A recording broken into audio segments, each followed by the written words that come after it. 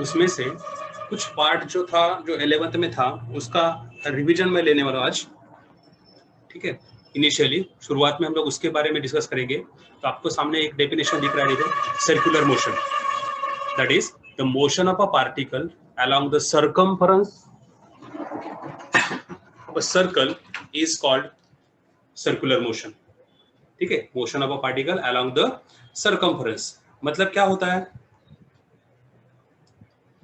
ये यदि हम लोगों ने ऐसे कंसिडर किया, देखो अभी ए सर्कल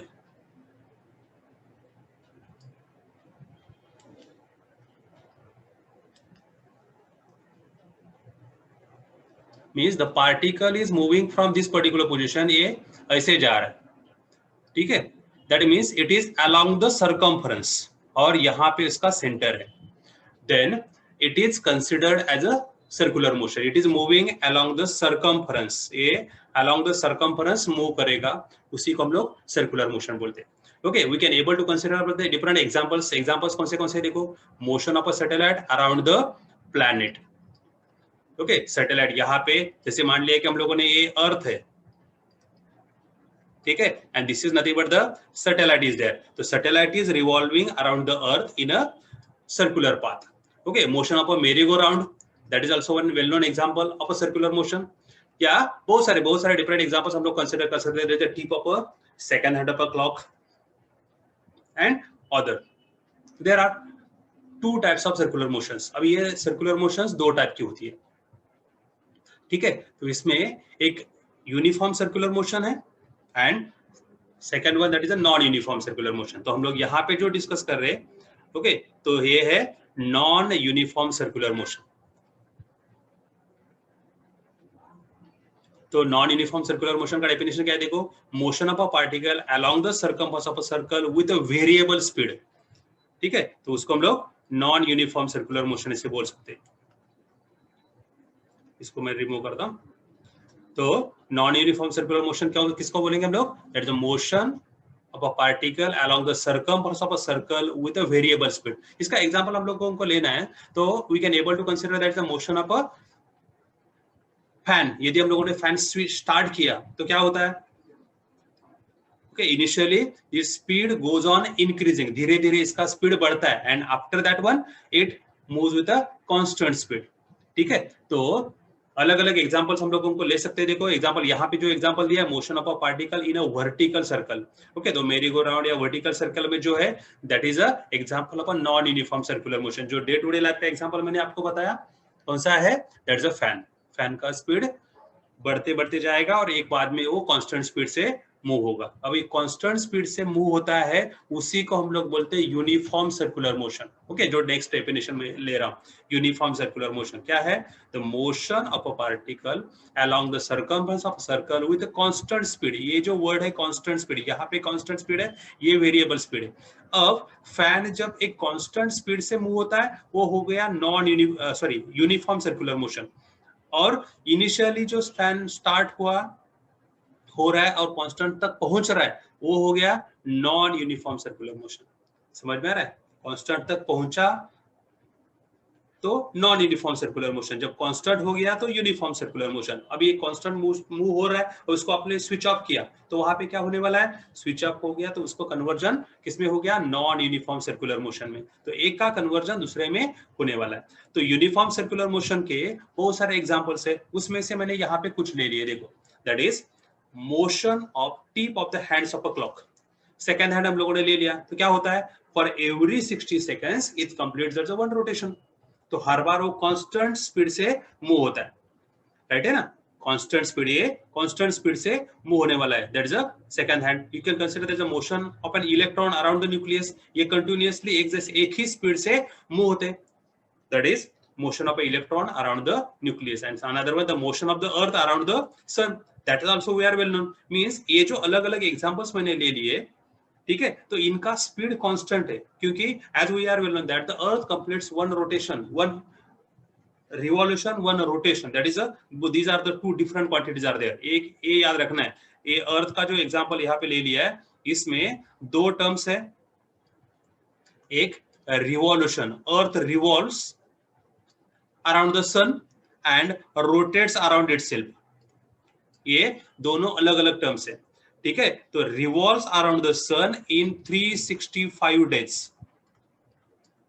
ठीक है, and rotates around itself in 24 hours. इसीलिए तो हम लोगों को सनराइज सनसेट होता है, because the earth is rotating. तो ये दो अलग अलग टर्म्स है, ये याद रखना है। तो यहाँ पे हम लोगों को दिया है motion of the earth around the sun, okay. इसका मतलब क्या हुआ, इट इज रिवॉल्व्स, ओके। इसमें से एक ही याद रखना है आप लोगों को, that is a revolves, that is a earth is revolving around the sun in 365 days, okay. ये अच्छे से याद रखना है, गॉट इट। मींस यहाँ पे सिर्फ ये टर्म आने वाला है। तो अब यहाँ पे यदि ऐसे टर्म दिया है तो हम लोगों को याद रखना है कि ये 365 डेज में ही कंप्लीट होता है। तो यहाँ पे हैंड्स ऑफ अ क्लॉक, यहाँ पे 3 हैंड्स होते हैं, okay. Second hand completes 1 rotation, okay. कितने टाइम में होता है, it takes that is 60 seconds, okay. यदि इसके जगह पे मैंने मिनट हैंड ले लिया, okay, it completes 1 rotation in 60 minute, okay. That means 3600 seconds, ये इतने टाइम में एक रोटेशन कंप्लीट करता है। And if we consider about that is hour hand, okay, तो tip of the hands of a clock, तो आवर हैंड कितने time में कंप्लीट करता है, इट इज इन 12 आवर्स। तो हम लोगों को ये टर्म्स याद रखना है, व्हेन सॉल्विंग न्यूमेरिकल्स आप लोगों को ये टर्म्स याद रखनी है, ठीक है। तो these are the some examples of uniform circular motion. उनका स्पीड चेंज नहीं होता, ये कॉन्स्टेंटली उसी स्पीड से ट्रैवल करते, ठीक है। तो हम लोगों ने वही ले लिया, गॉट इट। तो यहाँ पे 2 डेफिनेशंस आप लोगों को याद रखना है, that is a non uniform circular motion and uniform circular motion. Non uniform circular motion में वेरिएबल स्पीड है, ठीक है, और यूनिफॉर्म सर्कुलर मोशन में कांस्टेंट स्पीड है। ये दोनों टर्म्स अच्छे से आप लोगों को याद रखनी है।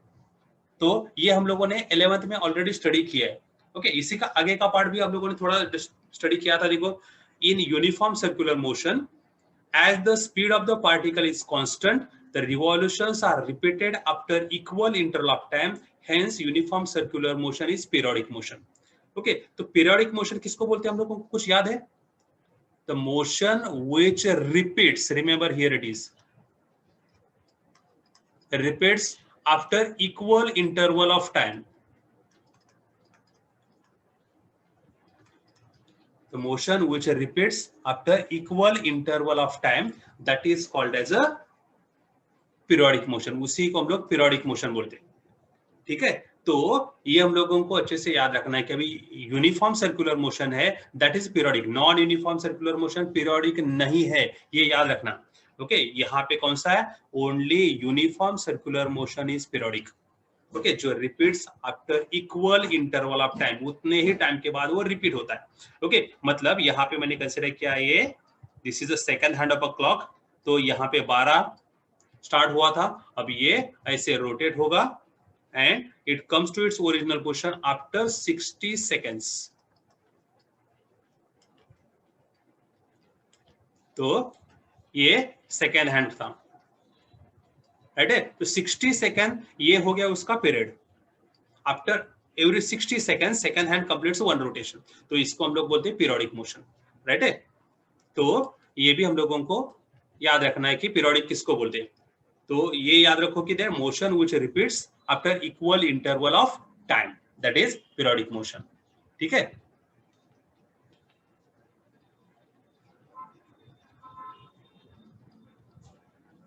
ना अब देखो नेक्स्ट क्या है, in any type of circular motion the linear velocity of the particle is always directed along the tangent to circular path, hence in uniform circular motion even the speed remains constant, the direction of linear velocity goes on changing continuously, on account of this change in the direction linear velocity of the particle changes। अब देखो यहाँ पे मैंने word use किया है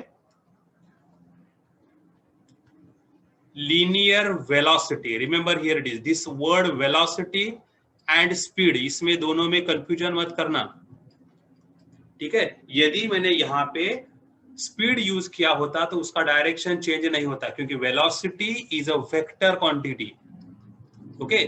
कौन सा है, velocity, and speed that is nothing but the scalar quantity. Scalar जिसको सिर्फ मैग्नीट्यूड है, वेक्टर को डायरेक्शन भी है, डायरेक्शन एंड मैग्नीट्यूड होती है, ओके, और यहाँ पे सिर्फ मैग्नीट्यूड होती है, ये याद रखना।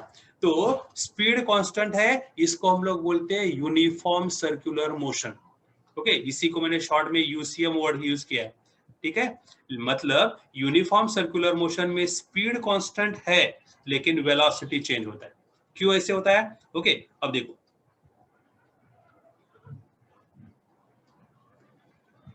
मतलब ये मैंने एक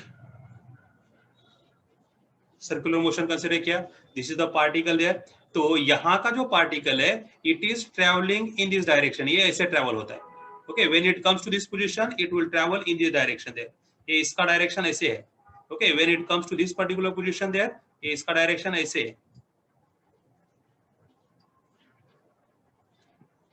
this is the direction of velocity, ये v वेक्टर है, वेलोसिटी वेक्टर है। तो हर बार यदि आप लोगों ने ऑब्जर्व किया तो what happens here, it is it direction is always changing, okay, हर इसका डायरेक्शन हर बार चेंज होता है, इसीलिए यहाँ पे क्या लिखा है देखो, दैट इज कौन सा पॉइंट, अभी देखो, hence in uniform circular motion even the speed remains constant, the direction of linear velocity goes on changing continuously, इसीलिए मैंने उसको कलर चेंज किया है, ठीक है, लीनियर वेलोसिटी, इसको आप लोगों को हाईलाइट करने के लिए। तो ये टर्म हम लोगों को याद रखना है, हर बार इसका डायरेक्शन चेंज हो रहा है। Got it? If we consider about the second hand of a clock, second hand उतना ही टाइम ले रहा है, स्पीड उसका कांस्टेंट है, लेकिन हर बार उसका डायरेक्शन हर बार चेंज होते जा रहा है। Is it correct? ये इसका डायरेक्शन है, और इसीलिए डायरेक्शन चेंज होता है, इसका मतलब क्या हुआ, इसका वेलोसिटी भी चेंज होता है, ठीक है, डायरेक्शन चेंज हुआ मतलब क्या हुआ, इसका वेलोसिटी भी चेंज हुआ, ये याद रखना है। मींस वेलोसिटी चेंज होता है, इसका मतलब क्या हुआ, जैसे हम लोगों को मालूम है that is acceleration is nothing but the change in velocity upon time. तो ये डेफिनेशन है एक्सेलरेशन का, ये हम लोगों को मालूम है। तो इसीलिए क्या होगा, वेलोसिटी चेंज यदि होता है, इसका मतलब क्या हुआ, एक्सेलरेशन में भी चेंज आने वाला है, यहाँ पे एक्सेलरेशन प्रोड्यूस होने वाला है। यदि वेलोसिटी कांस्टेंट है तो जीरो एक्सेलरेशन होता है। तो यहाँ पे क्या बोला है देखो, hence uniform circular motion is an accelerated motion, ये टर्म हम लोगों को अच्छे से याद रखना है, uniform circular motion is a accelerated motion. Why it is, because its direction changes every time, इसका डायरेक्शन हर बार चेंज हो रहा है, ठीक है। तो यही आप लोगों को अच्छे से याद रखना है, ठीक है। Why there is acceleration in uniform circular motion, ऐसे क्वेश्चन मान लो कैसे आता है 1 मार्क्स का, ओके, तो हम लोगों को याद क्या रखना है, because its speed constant but its direction changes, direction her bar change हो रहा है, इसीलिए वहां पे ये देखो, यहाँ पे डायग्राम भी आप लोगों को दिखाया है, ठीक है। तो इसके हिसाब से हम लोगों को याद क्या रखना है, दैट इज डायरेक्शन चेंज होता है, इसीलिए uniform circular motion accelerated motion है, ठीक है। Now look at the next point, next point क्या है देखो, इसी से रिलेटेड है। Now the vector drawn from the centre of the circle, अभी इसके लिए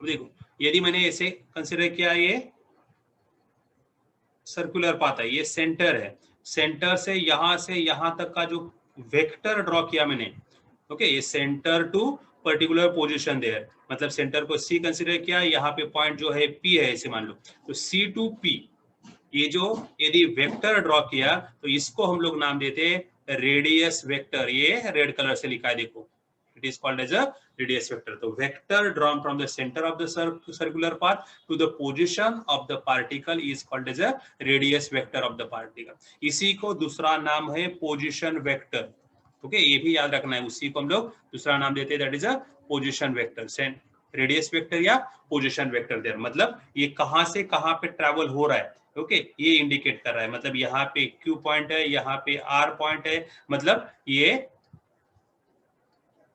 यदि मैंने सी पी वेक्टर इंडिकेट कर किया या सी क्यू वेक्टर इंडिकेट किया या सी आर वेक्टर इंडिकेट किया, तो हम लोग ये वेक्टर यदि लिखते हैं तो ये इक्वल टू नहीं आने वाला है, Okay, they are not equal, their magnitude is same and that is equal to radius. सबका मैग्नीट्यूड सेम है लेकिन सबका डायरेक्शन अलग अलग है. देखो सीपी, सीक्यू, सीआर, सीआर सबका डायरेक्शन अलग अलग. वही आगे लिखा है, the magnitude of the radius vector is constant but its direction changes continuously which is always directed away from the center of the circular path. तो हर बार इसका डायरेक्शन कैसे रहेगा, सेंटर से अवे रहेगा. ठीक है, तो मतलब कौन सा भी हम लोग पॉइंट उसका ले सकते. Got it. तो this is called as a radius vector. इसी को दूसरा नाम क्या मैंने बताया, पोजीशन वेक्टर. ये हम लोगों को याद रखना है. ओके, तो दीज आर द टर्म्स जो हम लोगों ने 11th में स्टडी की थी. ठीक है, तो अब लोगों को ये याद रखना है. रेडियस वेक्टर क्या इंडिकेट करता है, पोजीशन ऑफ द पार्टिकल, इसलिए उसको दूसरा नाम है पोजीशन वेक्टर. ठीक है,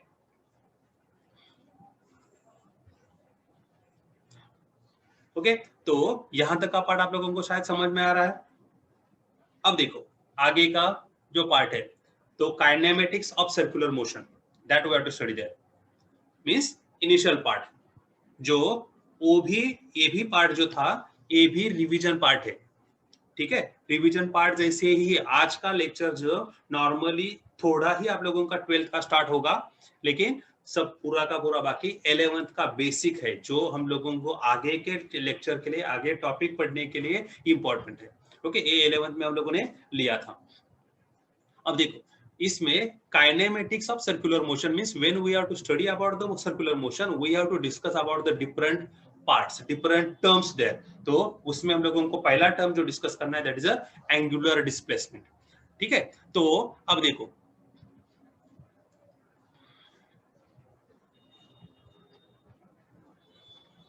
यहां पे एक मैंने सर्कुलर मोशन कंसीडर किया.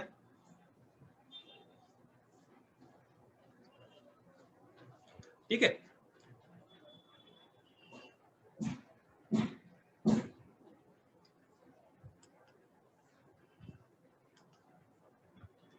अब देखो ये सेंटर है, सेंटर से मैंने 2 पॉइंट्स कंसीडर किए.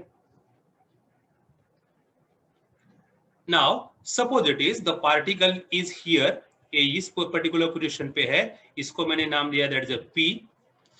Now when this particle p travels in clockwise direction suppose and it comes to this particular point, that is a q. तो यहां से यहां पे ये जो सेंटर है c to p, that is nothing but the radius vector. ये इसको रेडियस वेक्टर बोला है और ये ऐसे ट्रैवल हुआ. got it? Then whatever the angle traced by the radius vector when it moves from a one point to the another point in a one particular time, ये जो एंगल है इसको हम लोग बोलते हैं एंगुलर डिस्प्लेसमेंट. Got it? तो इसका डेफिनेशन क्या लिखा है देखो, the angle traced by the radius vector of a particle in a given time is called as angular displacement.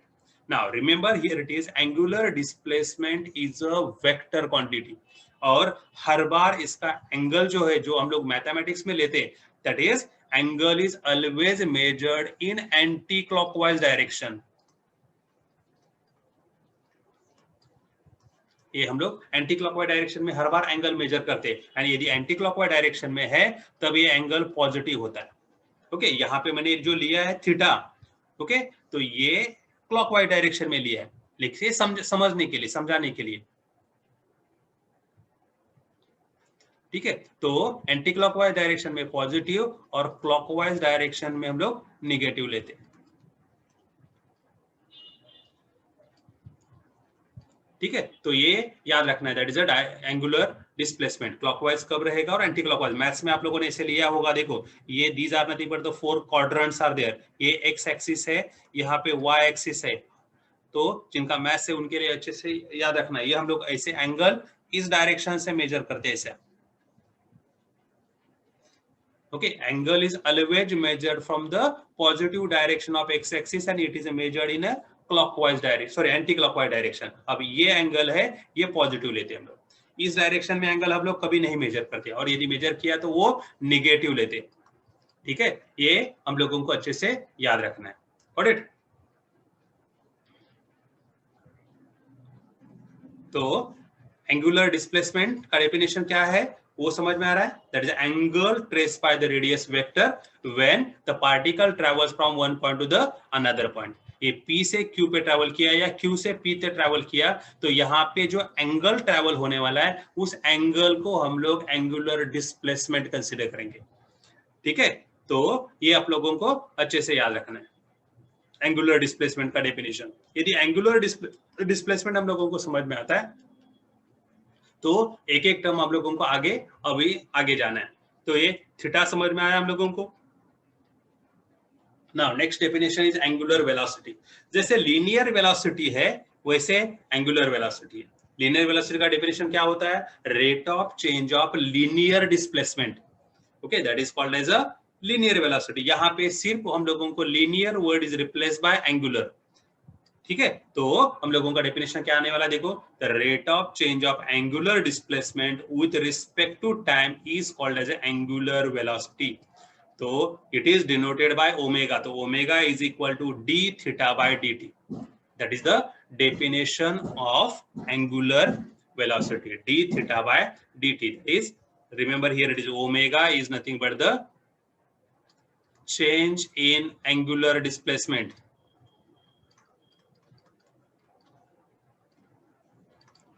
upon time। ये हम लोगों को याद रखना है। That is definition of angular velocity. ठीक है, अब इसी को, ये एंगुलर वेलोसिटी है, लीनियर वेलोसिटी और एंगुलर वेलोसिटी में एक रिलेशन है। Linear velocity and angular velocity they are related to one another. जो 11th में हम लोगों ने प्रूव किया था वो फिर से यहाँ पे लेना है। This is the relation between linear velocity and angular velocity. It is v vector, that is the linear velocity, it is nothing but the omega vector cross r vector. This is nothing but the cross product. So linear velocity, remember here it is। तो मुझे यहाँ पे आप लोगों को ये बताना है कि अब देखो क्या टर्म्स आती है वो अच्छे से याद रखना है। v वेक्टर है यहाँ पे, v vector is equal to omega vector cross r vector. मतलब linear velocity is equal to angular velocity into, that is a cross radius vector। Okay, तो ये डेफिनेशन है। तो यदि हम लोग इसका सिर्फ मैग्नीट्यूड लेते तो v is equal to are omega. आप लोग ये ऐसे मैग्नीट्यूड में ले सकते हो। ठीक है, v is equal to are omega. This is in terms of magnitude. Magnitude में आप लोग ऐसे लिख सकते हो, लेकिन वेक्टर फॉर्म में हम लोगों को ये ऐसे ही लिखना है।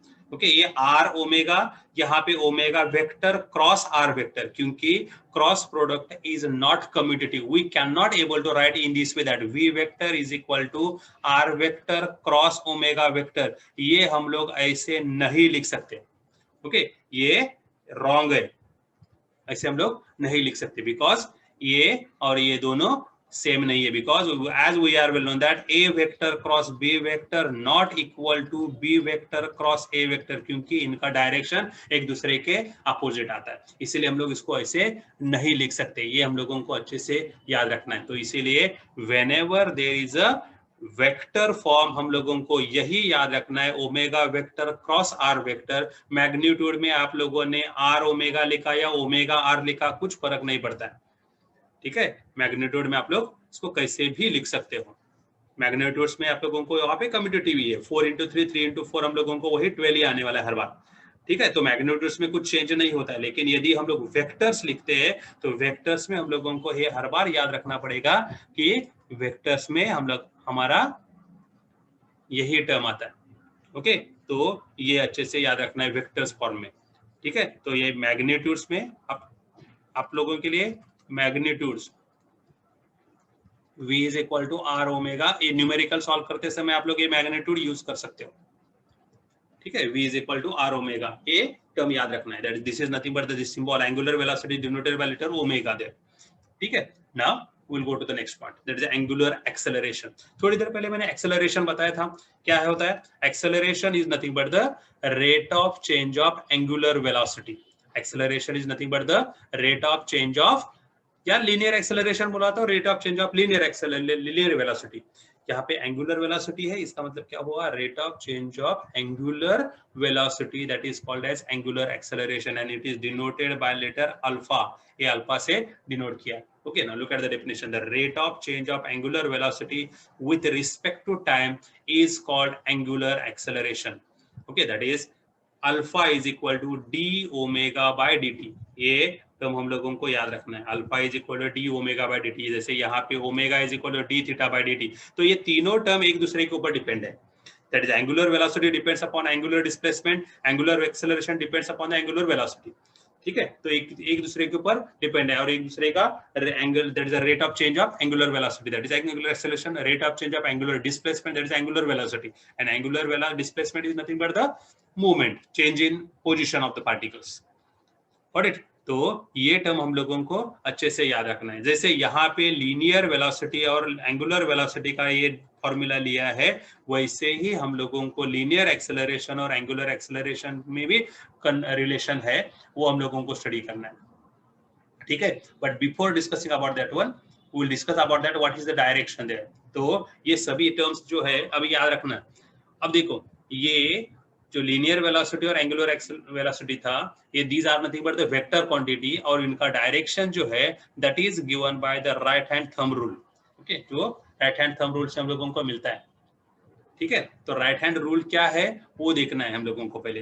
तो अब देखो क्या होता है right hand thumb rule. If we consider about that is this circle, ये ऐसे मैंने सर्कल कंसीडर किया। ठीक है, ये these are nothing but the positions are there. तो हम लोग यहाँ पे एंटी क्लॉकवाइज डायरेक्शन भी जाएंगे। सपोज मान लो कि P to Q जा रहे हैं हम लोग, these are nothing but the vectors are there. तो हम लोगों का एंगल मेजर हो रहा है इस डायरेक्शन में। Got it?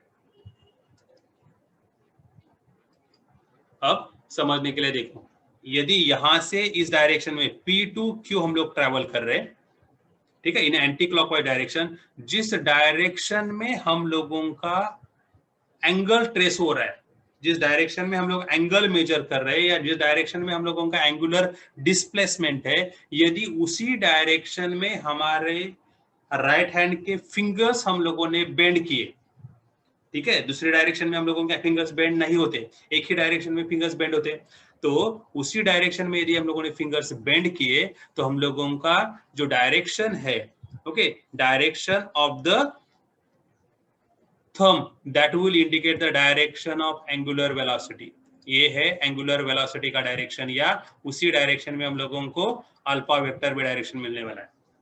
Got it? In which direction there, जिस डायरेक्शन में हम लोगों का थंब रोटेट हो रहा है, सॉरी फिंगर्स रोटेट हो रहे हैं, और थंब जिस डायरेक्शन में, उस डायरेक्शन में एंगुलर वेलोसिटी आने वाली है। ठीक है, अब देखो, imagine the axis of rotation to be held in our right hand with the fingers curled around the axis and the thumb is stretched along the axis.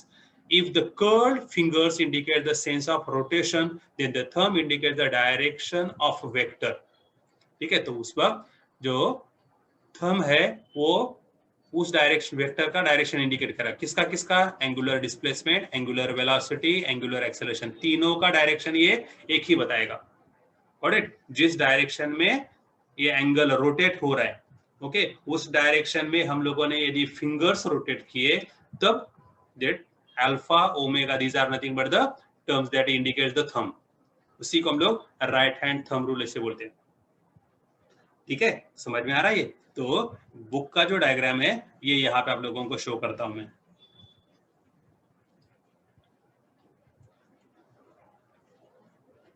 तो यदि हम लोगों ने ऑब्जर्व किया, तो यदि पहला डायग्राम है, देखो ये क्लॉकवाइज डायरेक्शन में, एंटी क्लॉकवाइज डायरेक्शन में रोटेट हो रहा है, तब this is the direction of the axis, that is the direction of the thumb. यदि आप लोगों ने अभी आप लोगों का राइट हैंड थंब यदि इस डायरेक्शन में रोटेट करके देखा, राइट हैंड थंब रोटेट करके देखो क्या होता है, the thumb is in the upward direction. Is it correct? समझ में आ रहा है? ये थंब अपवर्ड डायरेक्शन में जा रहा है, इसका मतलब एंगुलर डिस्प्लेसमेंट का डायरेक्शन अपवर्ड डायरेक्शन में है। ओके, तो यदि फिंगर्स अपोजिट डायरेक्शन में रोटेट करो, क्लॉकवाइज डायरेक्शन में, ये सेकंड फिगर है, देखो क्लॉकवाइज डायरेक्शन में यदि हम लोगों ने ये रोटेट किए फिंगर्स, तो क्या होने वाला है, आपका थंब जो है नीचे के डायरेक्शन में जाने वाला है। Got it? अब यहाँ पे ऐसे मत सोचना कि ये राइट हैंड थंब रूल है, राइट हैंड ही, नहीं तो आप लोग लेफ्ट हैंड के फिंगर्स कर्ल करोगे। ठीक है, तो राइट हैंड के फिंगर्स उसी डायरेक्शन में घुमाओ, ओके, या कर्ल करो, मोड़ दो तो इसका मतलब जो डायरेक्शन में थंब है, ओके, थंब को स्ट्रेच करो, थंब जिस डायरेक्शन में वो डायरेक्शन है एंगुलर डिस्प्लेसमेंट का। तो एंगुलर डिस्प्लेसमेंट, एंगुलर एक्सेलरेशन, ये याद रखना है, ठीक है। अब देखो ये तीसरा डायग्राम देखो, यहाँ पे क्या है, जो अभी थोड़ी देर पहले हम लोगों ने बोला था कि एंटी क्लॉकवाइज डायरेक्शन में एंगुलर डिस्प्लेसमेंट है या एंगल रोटेट हो रहा है, उस वक्त ओमेगा और अल्फा ये दोनों डायरेक्शंस यहाँ पे दिखाई। तो इसके नीचे क्या लिखा है देखो, फॉर इंक्रीजिंग स्पीड, जब स्पीड इंक्रीज हो रहा है तब तो ये डायरेक्शन है, ठीक है। मतलब जैसे पहले एग्जांपल बताया था कि फैन मैंने स्विच ऑन किया, फैन स्टार्ट किया, मतलब क्या हो रहा है वहां पे, फैन का स्पीड धीरे धीरे बढ़ रहा है, उस वक्त का एंगुलर एक्सेलरेशन और एंगुलर वेलोसिटी का डायरेक्शन सेम है, ओके, दोनों एक ही डायरेक्शन में है, that is in the opposite direction. When the fan is, the speed of the fan is increasing, ये इंक्रीजिंग स्पीड हो गया।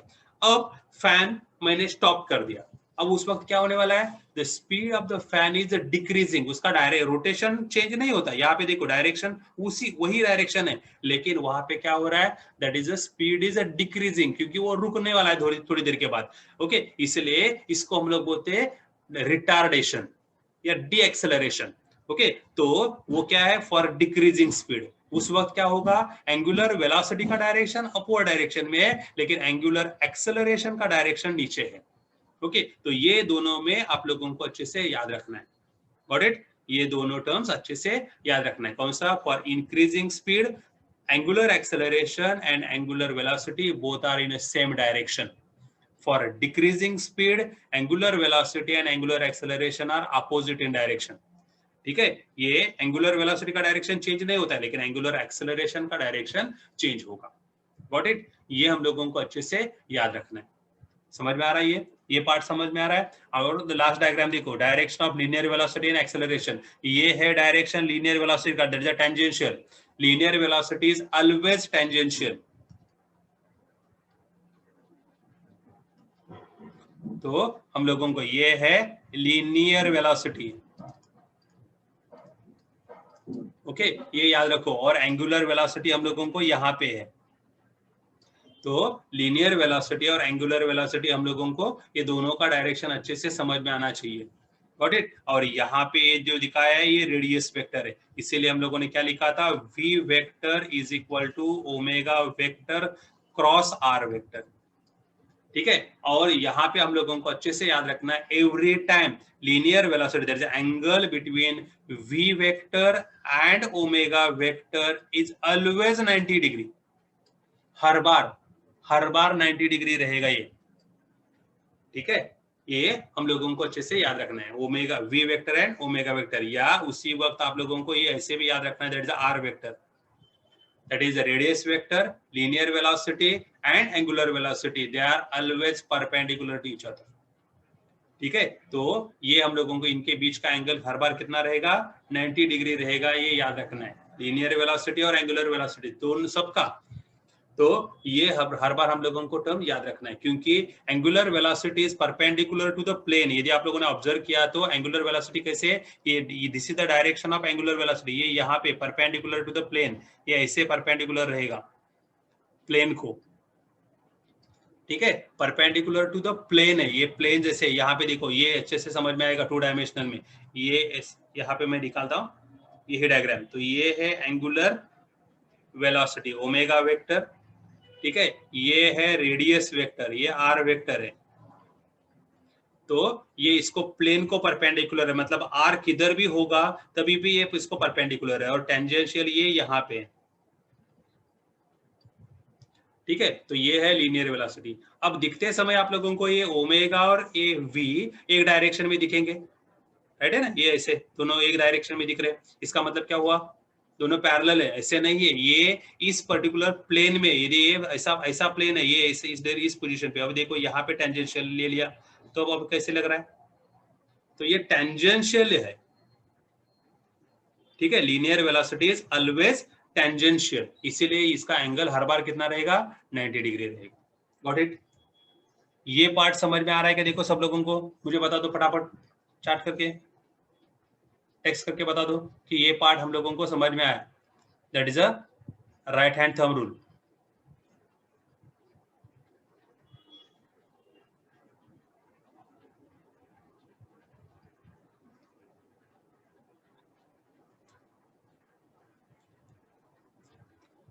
Okay, means we can able to go that is to the next point. अब देखो next point पे जाना है हम लोग। ये जो कॉन्सेप्ट यदि समझ में आते हैं तो आगे जाके हम लोगों को आगे के जो पॉइंट्स है वो अच्छे से समझ में आएंगे, इसीलिए इसके ऊपर मैं ज्यादा टाइम ले रहा हूं, ठीक है, ये याद रखना।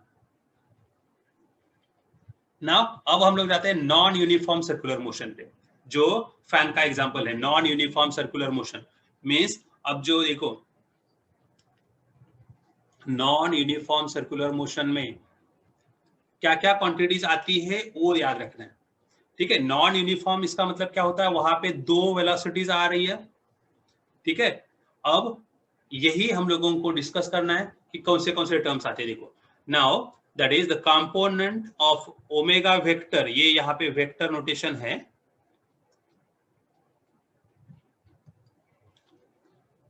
ए omega vector and v vector there. Okay, ये जो प्रोडक्ट कंपोनेंट है is called as a radial component, इसको हम लोग बोलते हैं radial component, and is found to be directed along the radius, ठीक है, that is omega vector cross v vector. ये 11th में हम लोगों ने ऑलरेडी डिस्कस किया। देखो ये इसके लिए आप लोगों को ये कंपोनेंट कहां से आता है, इसके लिए आप लोगों को 11th का टेक्स्ट बुक देख सकते हो, ओके, वो डिटेल में नहीं ले रहा हूं, सिर्फ हम लोगों को यहाँ पे क्या चाहिए, that is along the radius towards the centre, and it is responsible for changing the direction of linear velocity. अब इस कंपोनेंट की वजह से लीनियर वेलोसिटी का डायरेक्शन हर बार चेंज होता है, ओके, इसी को हम लोग क्या बोलते हैं, that is a radial component. इसी को हम लोग बोलने वाले, that is a radial component of the acceleration. Okay, यहाँ पे दो एक्सेलरेशन होते हैं, यहाँ वही लिखा हम लोगों ने, देखो acceleration of the particle has two components, दो कंपोनेंट्स है, इसमें से पहला कंपोनेंट मैंने बता दिया, ठीक है। अब दूसरा कंपोनेंट कौन सा है, देखो now while the component alpha vector cross r vector is called as a tangential component, इस कंपोनेंट को हम लोग बोलेंगे that is a tangential component, ठीक है। और इसकी वजह से क्या होता है, and is directed along the tangent of the circular path, इसका डायरेक्शन कैसे होता था, अलोंग द रेडियस, ठीक है, और इसका होता है along the tangent circular path and responsible for change in magnitude. तो ये एक ही एक्सेलरेशन का भी देखो, ये जो कंपोनेंट है ये डायरेक्शन चेंज कर रहा है, ठीक है, और ये जो कंपोनेंट है ये इसका मैग्नीट्यूड चेंज कर रहा है एक एक्सेलरेशन के, ठीक है। तो मतलब क्या हुआ, इस एक्सेलरेशन में नॉन यूनिफॉर्म सर्कुलर मोशन में एक ही एक्सेलरेशन के दो पार्ट हो गए। एक पार्ट है जो डायरेक्शन चेंज करता है, या direction change due to the change in direction we are getting this component. आप लोग ऐसे बोल सकते हो, डायरेक्शन हर बार चेंज हो रहा है इसीलिए ये पार्ट मिल रहा है। अब इसी को आप लोग रेडियल एक्सेलरेशन याद रखना, इसी को दूसरा वर्ड क्या है, दैट इज अ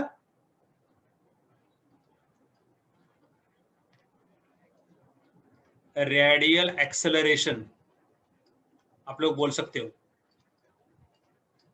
ठीक है। ये हो गया रेडियल एक्सेलरेशन, और ये जो है इसको हम लोग नाम देते हैं that is a tangential acceleration, okay. Radial acceleration denoted by A R, और टेंजेंशियल एक्सेलरेशन ए टी से डिनोट करते हैं हम लोग, गॉट इट। मतलब ये जो नॉन यूनिफॉर्म सर्कुलर मोशन में क्या है, ये दोनों का कॉम्बिनेशन है, एडिशन है, it is divided into this one, means we can able to write in this way that, अब देखो therefore the acceleration of a particle performing non-uniform circular motion is given by a is equal to at vector plus ar vector, या at plus ar, okay. Actually it is vector component है, ये याद रखना है, ये सब vectors है। तो ये a vector is equal to at vector plus ar vector है, ठीक है। तो ये तीन वेक्टर कंपोनेंट्स है, इसीलिए वहां पे हम लोगों ने इसे ऐसे लिखा है, ठीक है। तो अब देखो यदि हम लोग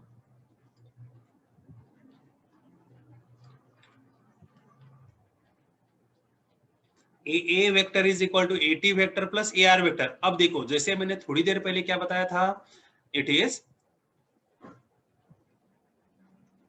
सर्कुलर पाथ ऐसे है, टेंजेंशियल एक्सेलरेशन ऐसे जाने वाला है,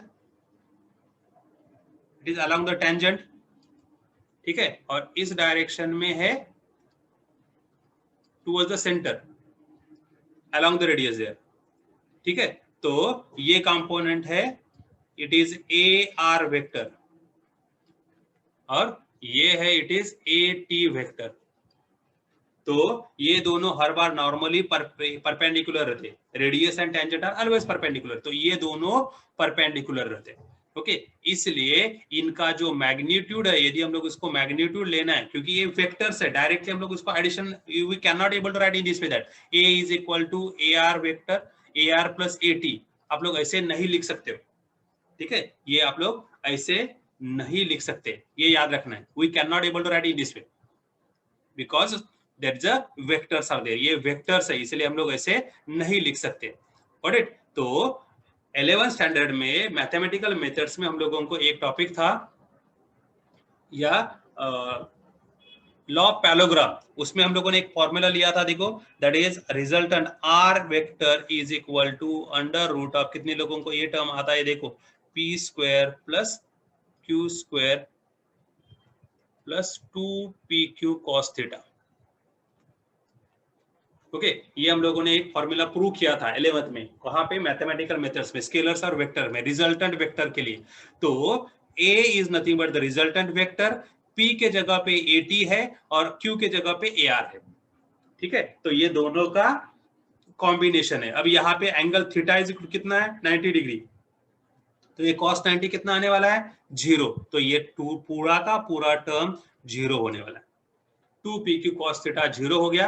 मतलब हम लोगों को रहेगा कितना, देखो, r is equal to under root of P square plus Q square, इतना रहने वाला है, राइट है, ये इतना रहने वाला है। इसका मतलब क्या है, मैग्नीट्यूड कितना मिलने वाला है, इसके हिसाब से मैग्नीट्यूड मिलने वाला है।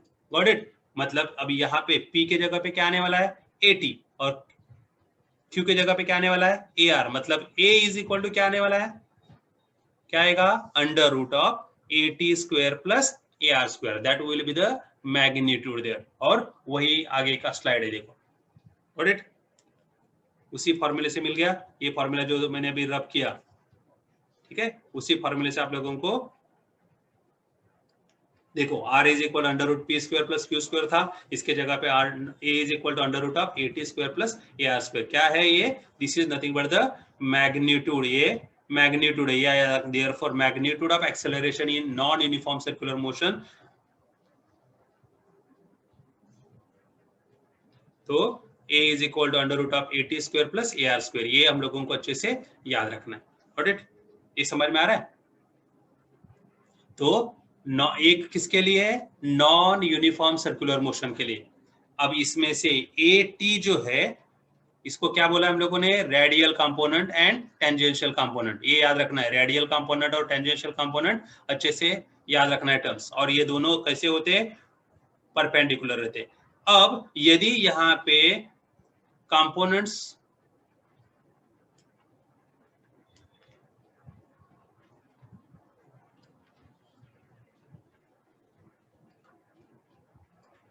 अब देखो, मैं क्या बोल रहा था, यदि ये कंपोनेंट्स सर्कुलर मोशन है, तो यदि ये स्पीड, लीनियर वेलोसिटी यदि कांस्टेंट होती है, ओके, स्पीड यहाँ पे यदि कांस्टेंट होती है, तो ये जो कंपोनेंट है ए वेक्टर क्रॉस आर वेक्टर, ये 0 होने वाला है। ओके, ये 0 होने वाला है। Got it? मतलब सिर्फ हम लोगों को रेडियल कंपोनेंट मिलता है, मतलब कहां पे, in uniform circular motion we are getting only that is a radial component, हम लोगों को सिर्फ और सिर्फ रेडियल कंपोनेंट मिलता है। कब, कहां पे, यूनिफॉर्म सर्कुलर मोशन में। उस वक्त यूनिफॉर्म सर्कुलर मोशन में ये जो कंपोनेंट है, this becomes 0। okay, that is the tangential component becomes 0 because its speed, that is the magnitude of the linear velocity, that is constant. okay, तो ये change नहीं होता है, ठीक है, इसीलिए वहां पे 0। यूनिफॉर्म सर्कुलर मोशन में सिर्फ रेडियल कंपोनेंट आएगा, और नॉन यूनिफॉर्म सर्कुलर मोशन में ये दोनों भी आएंगे, रेडियल और टेंजेंशियल, ये अच्छे से याद रखो। ओके, जो रेडियल कंपोनेंट मिलता है, इसी को दूसरा नाम क्या बताया था, सेंट्रीपिटल। ओके, इसी को आप लोग नाम क्या बोल सकते हो, अभी देखो, याद रखना है, इसको दूसरा नाम क्या है, सेंट्रीपिटल, मैं इसी में लिख रहा हूं, सेंट्रीपिटल एक्सेलरेशन।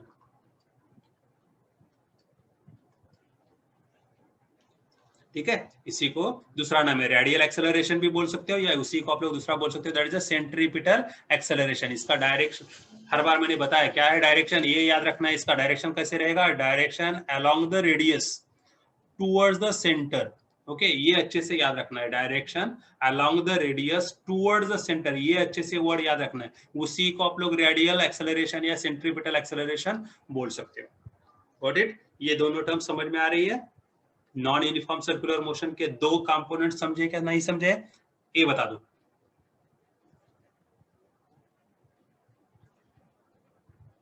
टेक्स्ट करो यस और नो।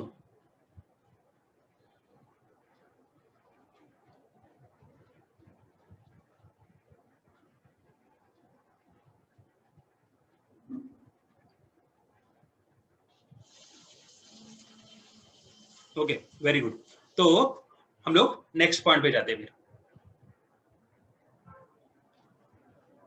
अब थोड़ी देर पहले हम लोगों ने डिस्कस जो किया था पीरियड एंड फ्रीक्वेंसी, अभी वही भी रिवीजन हम लोगों को जैसे रिवीजन लेना है। What do you mean period? Period मतलब क्या होता है, that is a time taken by a particle performing uniform circular motion to complete one revolution. या इन जनरल इन शॉर्ट हम लोग क्या बोल सकते हैं, that is time period is nothing but the time taken by a particle to complete one oscillation, one revolution, that is called as a time period there। ठीक है, और frequency का डेफिनेशन क्या होता है? ओके, पहले टाइम पीरियड का discuss करते हैं। The time taken by particle performing uniform circular motion to complete one revolution is called as a period. ठीक है, तो अब देखो इसके लिए समझने के लिए ये फॉर्मूला कैसे आया वो समझने के लिए फिर से यहाँ पे एक मैंने डायग्राम ड्रॉ किया। ठीक है, अब देखो पॉइंट ए से पार्टिकल स्टार्ट हुआ, ये ऐसे ट्रेवल कर रहा है और फिर से ए पॉइंट पे आया। इसका मतलब क्या हुआ, it is completed one circle, एक सर्कल कंप्लीट हुआ। Now when it is completing one circle, ये रेडियस है इसकी मान लो, तो how much distance it have travelled, कितना डिस्टेंस ट्रेवल किया, कोई बता सकता है? How much distance it have travelled there? A point से स्टार्ट होके फिर से ए पॉइंट पे आया, मतलब कितना डिस्टेंस ट्रेवल किया? ओके, 360 डिग्री में हो गया, लेकिन यहां पे हम लोगों को डिस्टेंस मुझे पूछना है, मैंने पूछा है distance. Okay, that is very good, circumference of a circle. Okay Sakshi right है। Sir Sharvil, it is 2 pi r, very good. Payal मतलब यहाँ पे डिस्टेंस कितना हुआ ये याद रखो, तो distance that is nothing but the 2 pi R, right है। अब डिस्टेंस अपॉन टाइम, इसी को हम लोग क्या बोलते हैं, यदि यहाँ पे टाइम टी ले लिया तो इसी को हम लोग क्या बोलते हैं, that is a velocity, right है ना। तो velocity is equal to distance upon time या डिस्प्लेसमेंट अपॉन टाइम हम लोग नॉर्मल लेते हैं। तो ये t इज इक्वल टू मतलब v is equal to 2 pi r upon T, मतलब मुझे मिला यहां से a से जाके a पे पहुंचने के लिए टाइम कितना लगता है, कैपिटल T ले लिया हम लोगों ने। तो इसको यदि हम लोगों ने सिंप्लीफाई किया तो t इज इक्वल टू क्या मिला, देखो 2 pi r upon v। Got it? तो वही फॉर्मूला यहां पे मैंने ले लिया है, t is equal to 2 pi r upon v। Got it? तो यही फॉर्मूला है जो हम लोगों ने यहाँ पे अभी प्रूव किया, समझने के लिए शॉर्ट में t is equal to 2 pi r upon v कैसे आया ये समझने के लिए।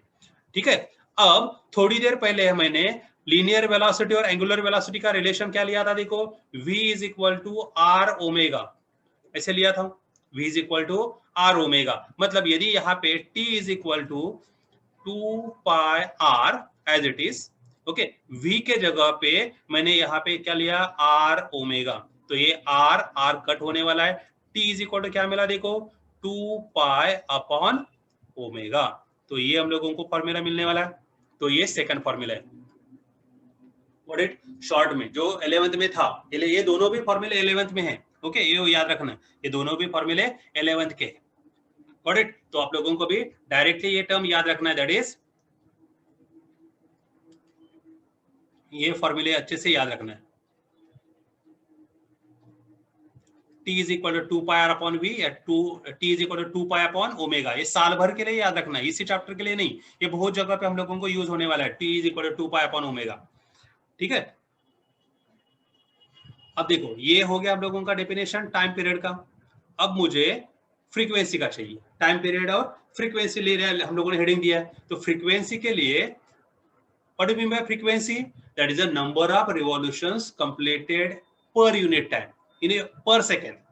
Okay, number of revolutions completed या performed per unit time by a particle, that is called as a frequency, that is the definition here। तो ये मैंने यहाँ पे definition लिखा, देखो ये रब करता हूं, मतलब आप लोगों को definition दिखेगा। तो क्या है definition, देखो यहाँ पे the number of revolutions performed per unit time by a particle performing uniform circular motion is called frequency। पर यूनिट टाइम या आप लोग 1 सेकंड में कंसीडर कर सकते हो, number of revolutions completed in 1 second, that is called as a frequency there, क्योंकि time period का यूनिट क्या होता है? सेकंड होता है। तो 1 सेकंड में कितने रिवॉल्यूशंस कंप्लीट किए, इसी को हम लोग बोलेंगे फ्रीक्वेंसी। तो फ्रीक्वेंसी और टाइम पीरियड, इसमें रिलेशन क्या है, किसी को याद है? What is the relation between frequency and time period? फटाफट बता दो।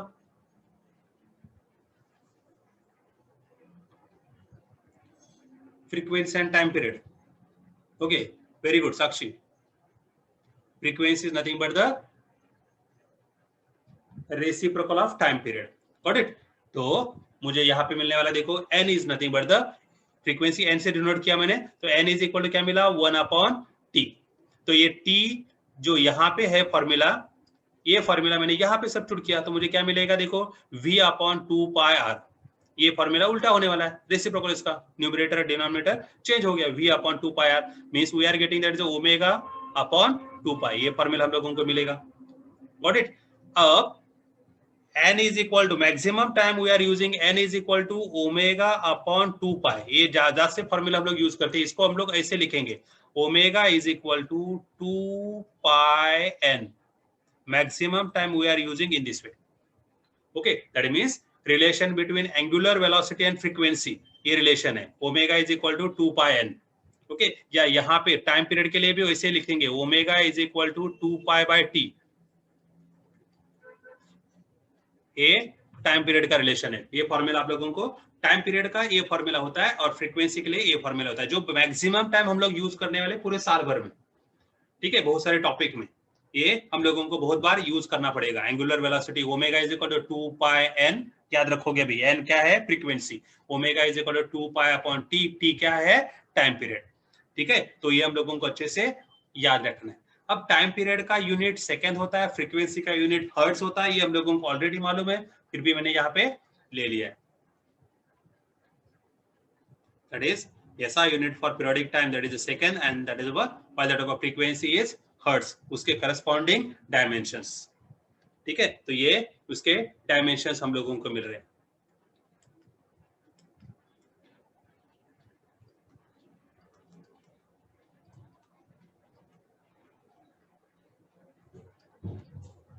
Got it? अब देखो नेक्स्ट पॉइंट हम लोगों को डिस्कस करना है, that is a centripetal force. जो फोर्स नॉर्मली हम लोगों को क्या मालूम है, देखो F is equal to m into a, ये जनरल फॉर्मूला हम लोगों को मालूम है, force is equal to mass into acceleration. ठीक है, तो मास हर बार कांस्टेंट रहता है, मतलब फोर्स किसके ऊपर डिपेंड है? एक्सेलरेशन के ऊपर डिपेंड है। राइट है, force depends upon acceleration, means यहाँ पे एक्सेलरेशन, सर्कुलर मोशन के लिए एक्सेलरेशन कौन सा होगा? That is centripetal acceleration. Got it? इसीलिए यहाँ पे जो फोर्स है, corresponding force, that is called as a centripetal force. अब इसका डेफिनेशन क्या आता है वो देखो, जैसे सेंट्रीपिटल एक्सेलरेशन, थोड़ी देर पहले सेंट्रीपिटल एक्सेलरेशन 2 कंपोनेंट्स बताए थे, इसी को रेडियल कंपोनेंट भी आप लोग बोल सकते हो। ओके, तो मैंने थोड़ी देर पहले वो बताया था, क्या है देखो, the force which acts on the particle along the radius towards the center of the circle। ये इसीलिए अलग कलर से लिखा है। ओके, ये अच्छे से याद रखना है, ये टर्म आप लोगों को अच्छे से याद रखना है। ठीक है, that's along the radius towards the centre of the circle. ठीक है, ये याद रखोगे, गॉट इट, इसलिए हाईलाइट कर रहा। इसी को आप लोग क्या बोलते हैं, that is a which keeps the particle moving along the circular path is called as a centripetal force. इसी को हम लोग क्या नाम देंगे, सेंट्रीपिटल फोर्स। अंडरस्टूड दिस, समझ में आ रहा है, that is the force which acts on the particle along the radius towards the center of the circle। okay, towards the center of the circle क्यों है वो याद रखना। हम लोगों ने थोड़ी देर पहले क्या लिया था, ये इसका डायरेक्शन निकाला था। देखो ये यदि सर्कुलर पाथ है तो this is nothing but the radial component. ये इसका रेडियल कंपोनेंट का डायरेक्शन ऐसे निकाला था मैंने। ओके, ये टेंजेंशियल कंपोनेंट इधर था,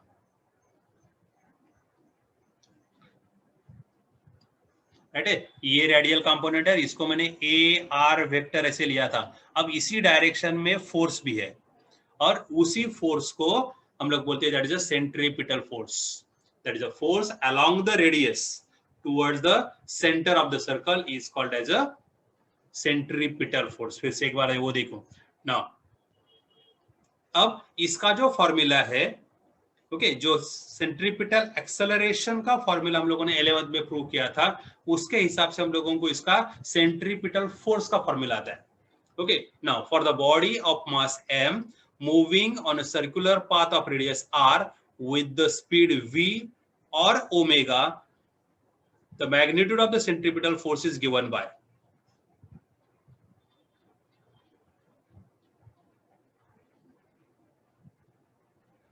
तो क्या मिलने वाला देखो, F is equal to M V square upon R, because v square upon R that is nothing but the radial acceleration. ये याद रखना है, radial acceleration A are vector, vector बाद में हम लोग कंसीडर करते हैं। तो ए आर का वैल्यू क्या है, it is v square upon are, या that is nothing but the r omega square. Okay, ये है, this is the definition formula for radial acceleration. ये रेडियल एक्सेलरेशन का फॉर्मूला है जो 11th में हम लोगों ने प्रूव किया है। ओके, तो यहाँ पे इसको डायरेक्ट हम लोगों को लेना है 12th के लिए।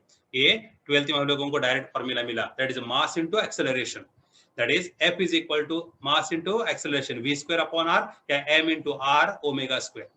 ओके, तो हम लोगों को M V square upon are या एम आर ओमेगा स्क्वायर, यदि ओमेगा इज इक्वल टू हम लोग in terms of frequency substitute किया तो हम लोगों को ये फॉर्मूला मिलेगा। कौन सा formula, omega is equal to 2 pi n substitute करते हम लोग तो ये फॉर्मूला हम लोगों को मिलता है। ठीक है, या omega is equal to 2 pi by t substitute करते हम लोग। ओके, यदि मैंने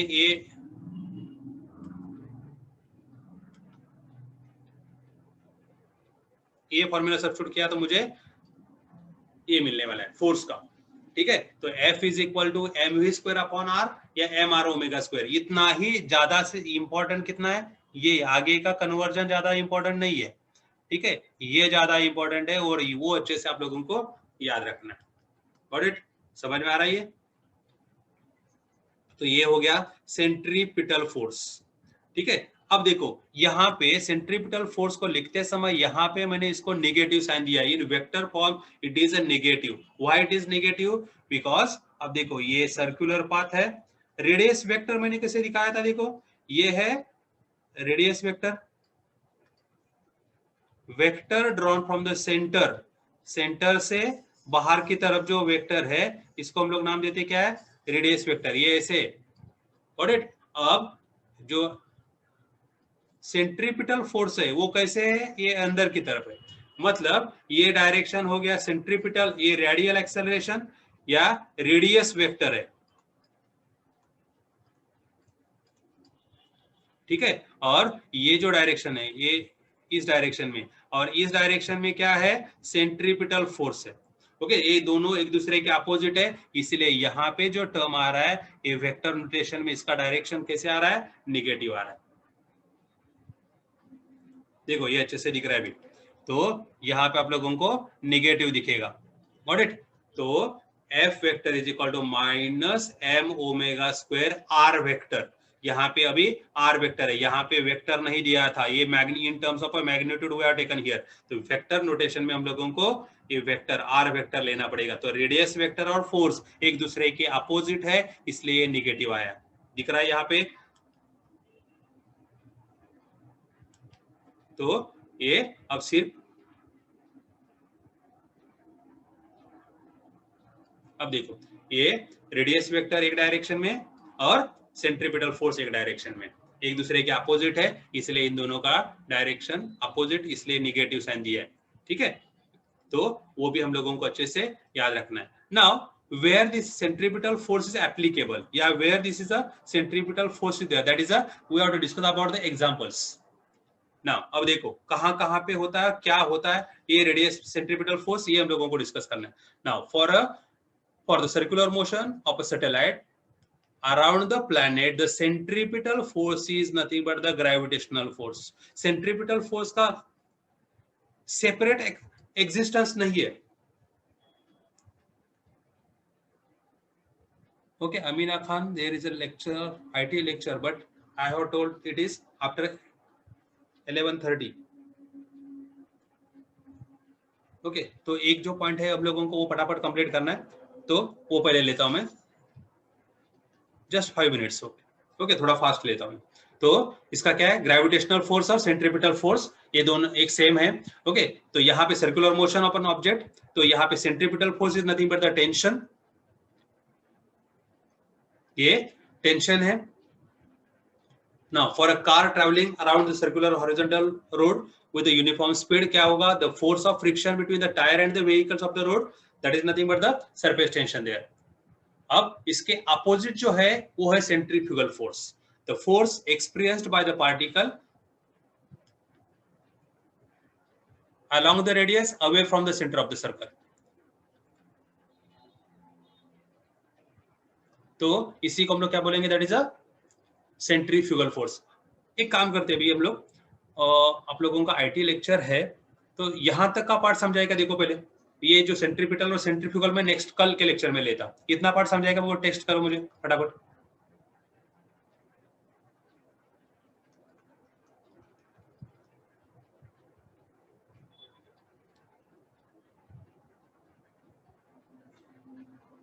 तो यदि वो समझाए, then thank you for today's lecture.